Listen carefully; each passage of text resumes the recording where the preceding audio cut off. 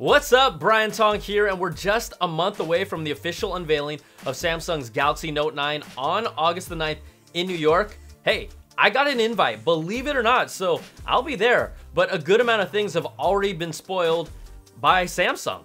So we're gonna break down everything we know about the Galaxy Note 9 right now.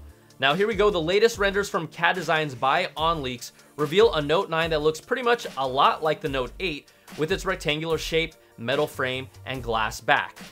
Early reports said the screen might be slightly larger at 6.38 inches compared to the Note 8's 6.3-inch display, making it the largest display ever on a Samsung phone, but there hasn't been any confirmation for that just yet. The main design difference is the rear fingerprint sensor will now live below the cameras. It's taking a design cue from the Galaxy S9, which is a huge and much needed improvement to make it easier to reach and avoid smudging the camera lens. I like that.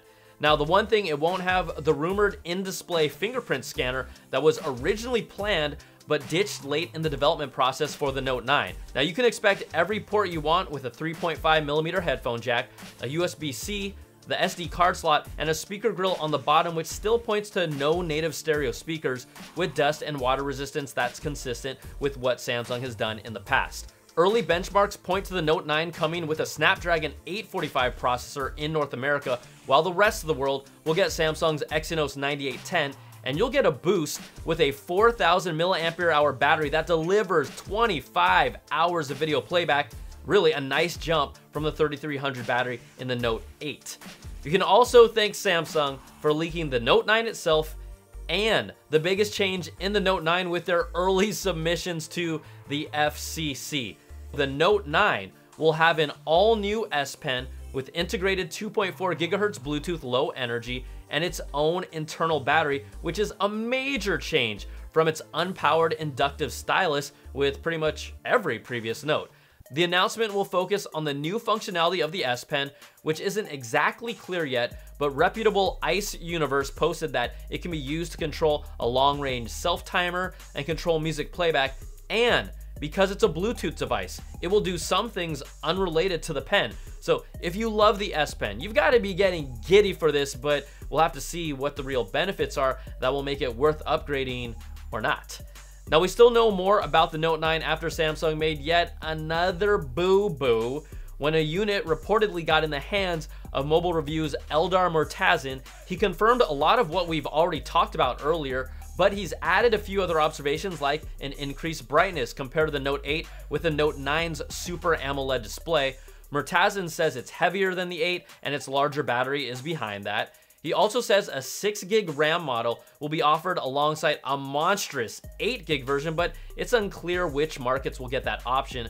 Storage will include 128GB, 256, 512 as well, but the markets that will offer them are unclear as well. Murtazin says the performance is excellent. The Samsung Experience user interface is getting new fluid animations, even if most people want pure Android on it. I do. And he says the Samsung AR emojis, they will get an update, but they most likely won't be ready on launch, which will then allow Apple to do a whole new ad campaign comparing it to its memojis, which is the #1 thing we all care about when it comes to our phones.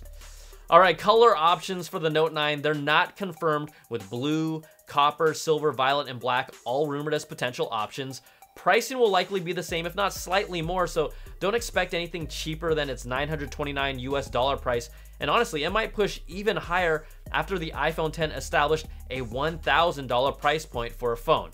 The Note 9 is the most feature-packed and versatile phone on planet Earth, like hands down.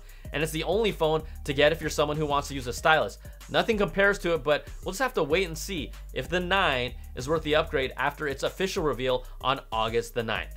All right, this is my new home for all videos featuring tech and geek culture. If you like what you see, subscribe, hit that notifications bell, and all the good stuff is coming because I'll keep bringing it. Thanks so much for watching. Be safe. Peace.